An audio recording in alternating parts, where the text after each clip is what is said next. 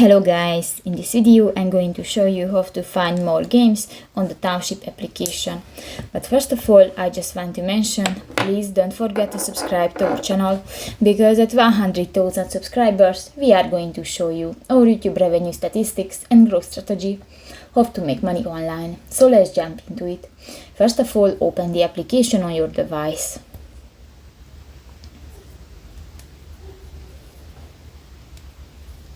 Just wait 5 seconds please, because the app is loading.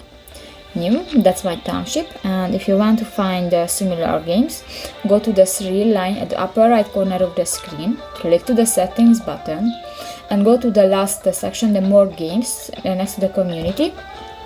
And here you can find for example, similar games with the gardenscapes, homescapes, fish dam, manure meters, fish down solitaire, and if you want to play with that, just click to the go button.